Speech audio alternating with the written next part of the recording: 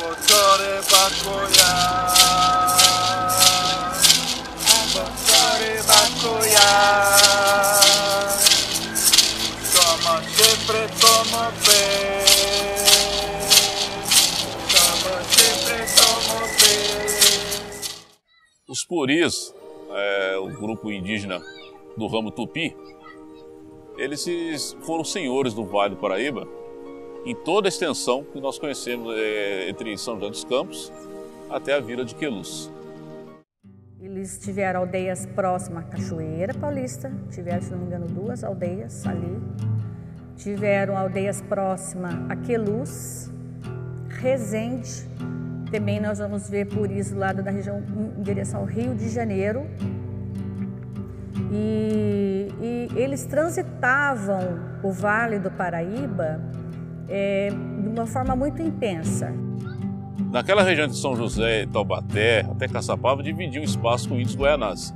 Aqui em Cachoeira Paulista, que até então pertencia ao município de Lorena, a concentração maior era na região do Imbaú, com algumas aldeias espalhadas pelo antigo Porto da Cachoeira, hoje Cachoeira Paulista.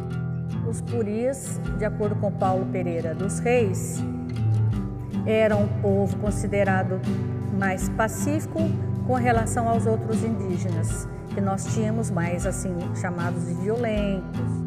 De fato, eles não eram belicosos como seus parentes tupis, os Camoi e os Tupinambás. Mas é óbvio que em momentos de agressão, eles também reagiam, na medida de suas proporções. E o nome ali na Vila Carmen, a Avenida dos Puris, é uma homenagem à nação que um dia dominou o Vale do Paraíba. Eles tinham contato na época do Brasil colonial com os portugueses e também com os missionários jesuítas, os franciscanos, carmelitas.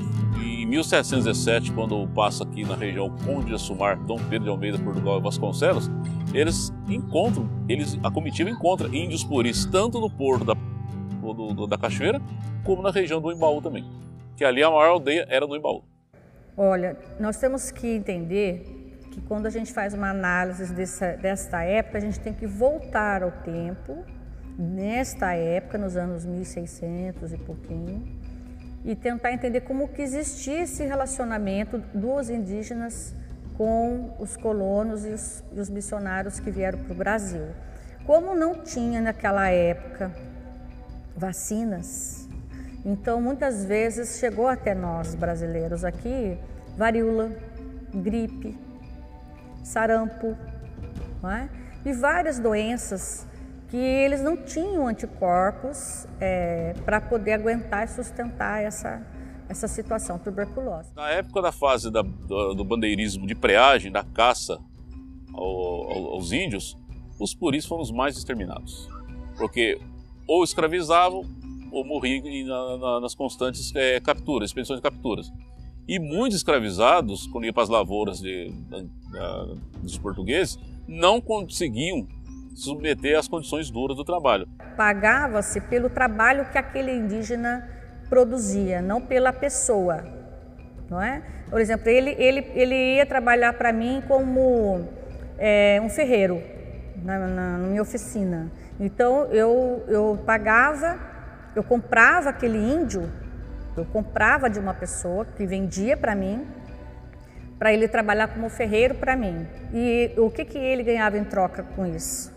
Ele ganhava uma casa, roupa para vestir e um prato de comida. Então, ele não tinha salário. E o avanço do bandeirismo de preia, principalmente primeiro com Brás Cubas, que foi um dos primeiros homens brancos a pisar aqui na região, e depois com a bandeira de Fernão Dias, que passou aqui pela região já em busca do ouro nas Minas Gerais, os remanescentes dos puris eram escravizados também. Já é outra fase, o bandeirismo de extração aurífera. Mas já haviam pequenos agrupamentos de brancos na região e os índios já eram escravizados. E o que eles nos deixaram de legado? Começa pelos nomes das cidades do Vale, a maioria é em Tupi-Guarani. Os puris falavam G, eles não falavam Tupi, como os Guaianás, como os Guarani. Eles falavam o G, era um outro idioma. E o que eles deixam para nós são as cestarias, né? Os cestos, cestarias, redes, a forma de carregar a criança, que faziam uma cestaria, a mulher carregando a criança nas costas com um cesto.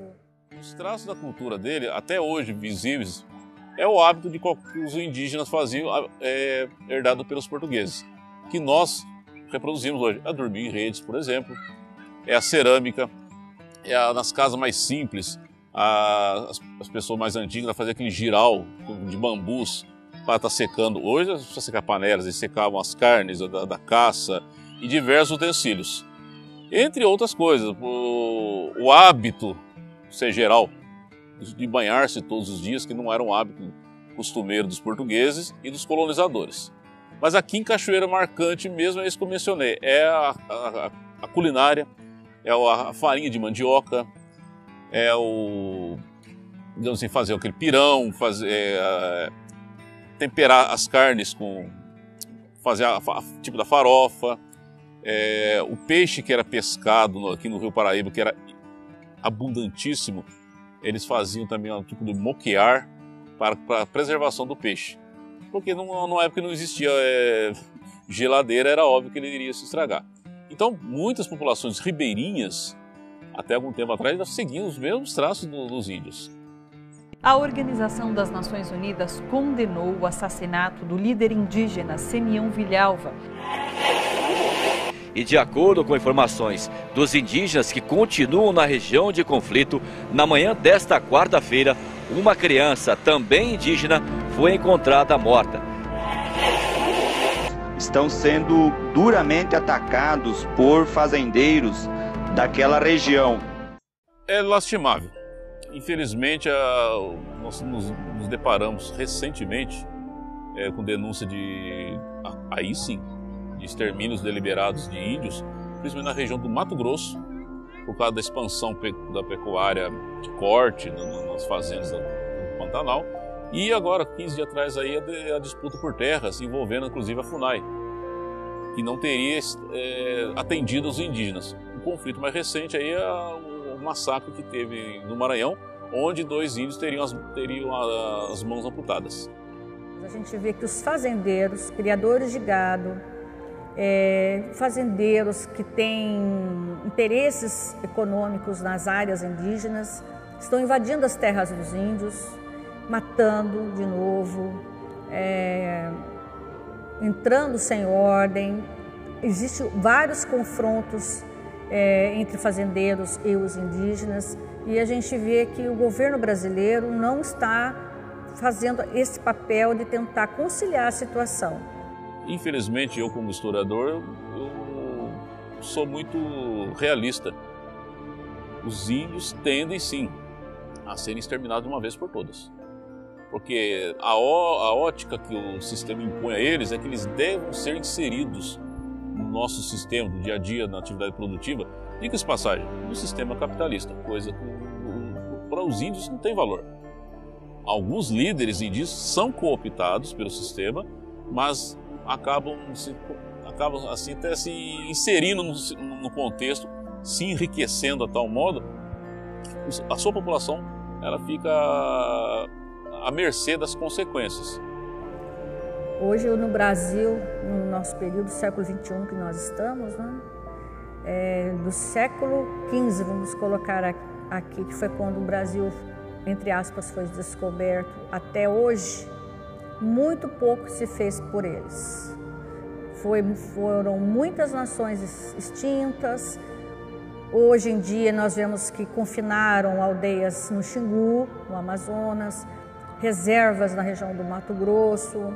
Temos algumas aldeias ainda na região do litoral brasileiro, mas eles não têm tanto apoio do governo brasileiro como deveria, aquela atenção.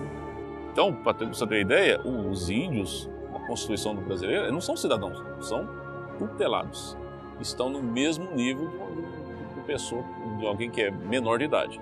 Então, eles não são considerados, não têm aquela plena cidadania brasileira como deveriam ter.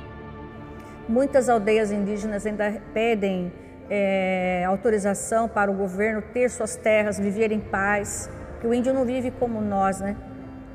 O índio ele tem um amor à natureza muito grande, uma preservação muito grande. E eles não deixam que ponha fogo na mata, que mate de forma descontrolada. Somos uma miscigenação, o resultado de uma miscigenação de negros, índios principalmente, e os brancos colonizadores. Então, negar o passado indígena significa negar uma própria origem nossa.